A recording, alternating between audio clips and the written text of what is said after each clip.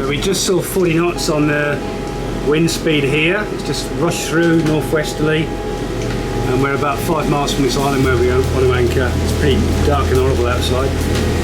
Hopefully it'll clear up.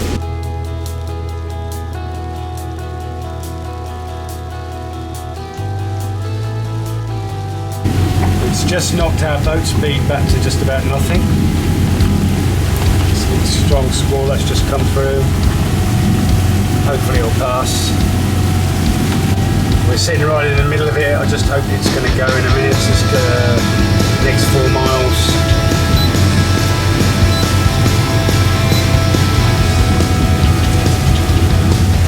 Oh, very nice.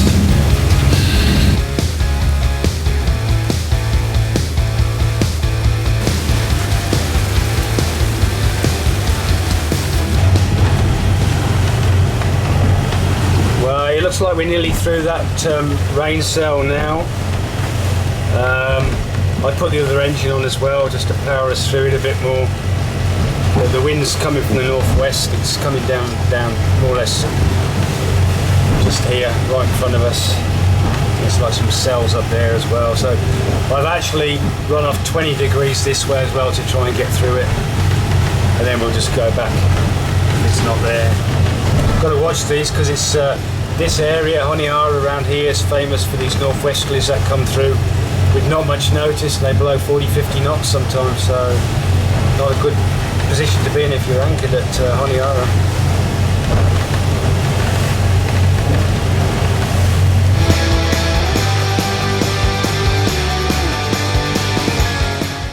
We're approaching Honiara harbour at the moment, and we're motoring through lots and lots of rubbish. Plastic bottles, plastic sheets, food wrappers, all sorts of crap in the water here.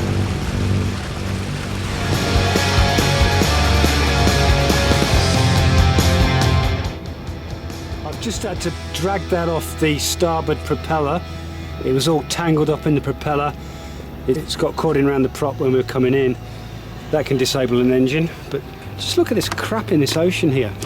It's just plastic and just crap just floating past the boat. I mean, I don't know, they've got no respect for their harbour, whoever does this. It's disgusting. It's just going to wash up on the beach probably. Or it's just plastic bags, look at it. Honest to God, this is just disgusting. And potentially it can stop your engine or get in your water inlet. Yeah, it's not good. We've just finalised our clearance into the country now. We've just done the customs and paid the fee, which is $18 US per foot for the boat. So it equated to 1,900 Solomon dollars. And we also had to pay a biosecurity fee of $200. Mind you, they didn't come on the boat, which is quite normal in a lot of these countries now. They don't even bother to come and look at the boat, just pay the money. So that's all done. We've got to go and see about extending our visas next. In the land of the flat white coffee again, Honiara. On top.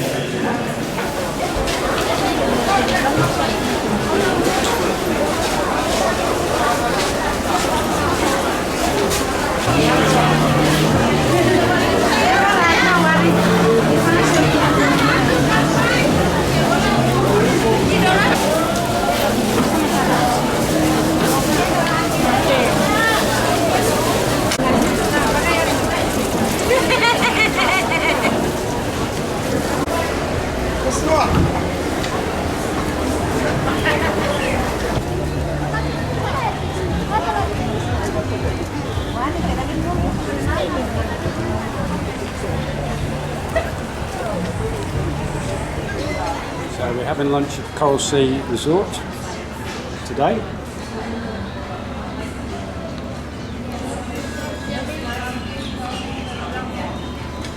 We thought we'd better spend a few dollars here because we left the dinghy in a little sort of dinghy harbour, I suppose you could call it. Yeah. No, let us do it. So. And they're pretty good about it. We went and asked at reception and they saw the manager and the manager says, yeah, you're quite welcome. Although if it gets stolen, they won't take responsibility. You'd expect that.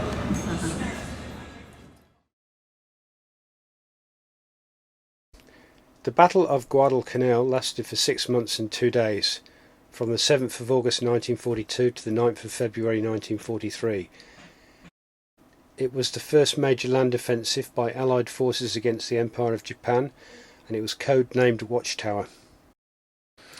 There were planned landings on Guadalcanal, Tulagi and the Florida Islands, and the objective was to use Guadalcanal and Tulagi as bases to eventually capture Rabaul in New Britain, which was Japan's major base. The US landing force split into 2 groups, one group landing at Guadalcanal and the other at Tulagi and the Florida Islands.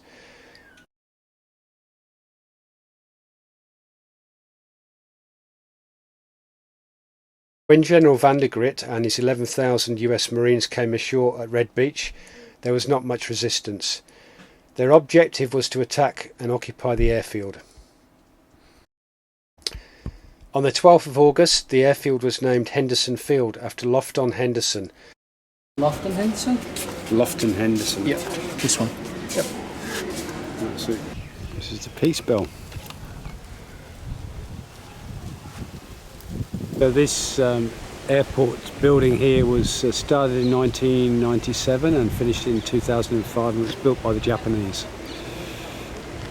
and renamed Honiara International Airport from Henderson Airport, which was significant of the war.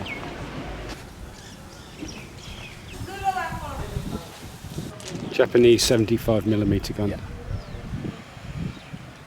So they're the original towers. Yeah. So where we're driving through now is the original airfield.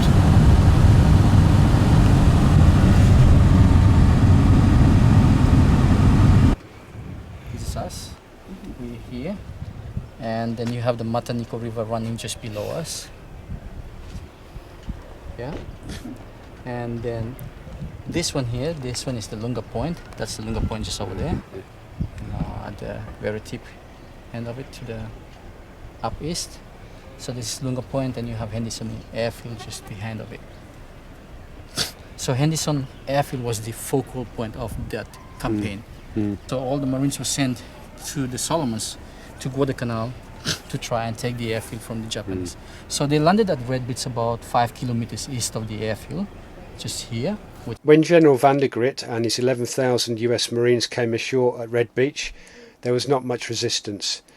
Their objective was to attack and occupy the airfield.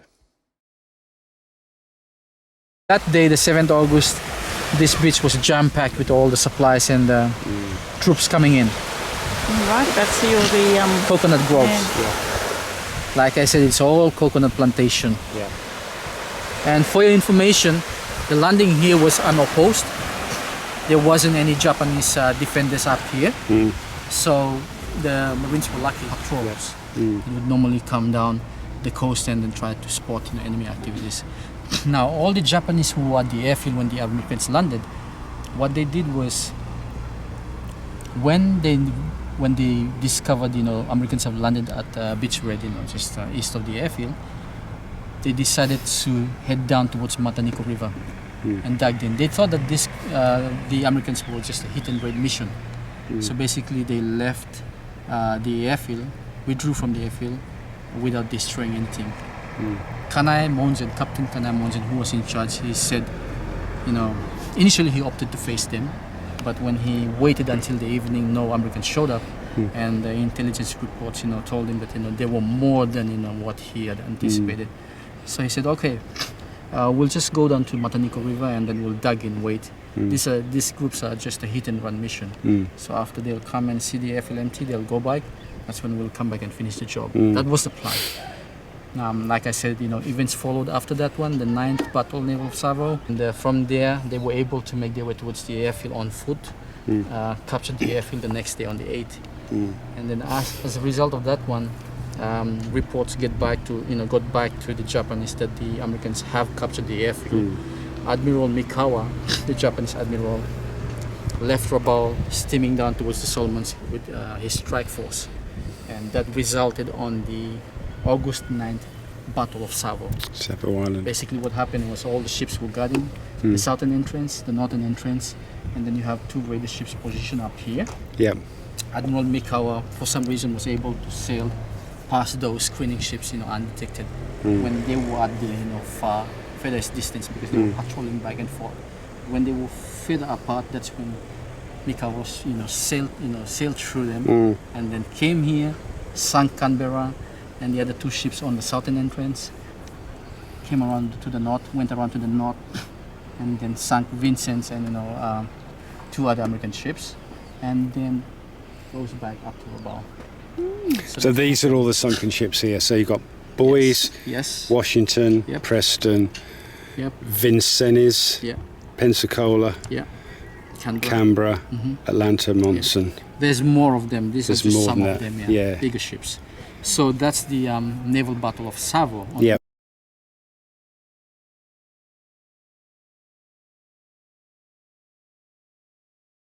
Now we are right now here on Hill 120. And the Marines that actually defended this ridge here, they were from the Raiders Battalion. In the Raiders Battalion, they were under the command of 1st Raiders Battalion. They were under the command of Colonel Edson, Lieutenant Colonel Edson, and his buddies called him Red Mike. Now, Colonel Edson, the Raiders, they initially fought at Tulagi. During the landing, they went there, and they fought the Japanese at Tulagi. And then from around late August, they were called into Guadalcanal by General Van der Grift, because there wasn't enough men to defend the perimeter. So he decided to pull the guys from Tulagi over to Guadalcanal and help bolster the defense line. Yeah. So that's him and his officers. So he was in charge of the Japanese troops in this area, or Yes. in Guadalcanal generally? No, just for the September attack. Just for the September attack. This is the map of the October 25th attack, Yep. 1942. That would And it involve happens John here. Barcelona. Yeah. That involved John Barcelona, and it took place at the Coffin's Corner, Yeah. just right over there. Now we are right now here on Edson's Ridge. Yeah. Coffin's Corner is just a bit to the south. Just further over there. So this is where John Barcelona, Mhm. in fact, this is where his gun position, Yeah. just next to the ridge, all the way to the other side. Fighter 1 is just here, Yeah. Henderson Airfield is just behind. Yeah. The Grift, That's Van der Grift there. Edson, That's Edson, who this hill's named after, Mitchell Page, Mitchell is Page. on and the John Coleridge, Barcelona, John Barcelona. who was in the mini-series in Yes. the Pacific. October attack. He was a Medal of hero Honor. here, and then they sent him back to America. Yes, made him sell war bonds. On February 9, 1943, not 45, 43, the Japanese finally evacuated Guadalcanal after losing 51,000 soldiers, airmen and sailors and airmen in the struggle. The US forces lost about 7,000, acquiring the victory. Now, different books, different history, and different writers. Outside the Prime Minister's department, and on the front of the premises, they've got a banner welcoming Prince Charles. He's over here for a 2 or 3 day visit, and this is his first visit ever to the Solomons. So people are pretty interested in it and excited.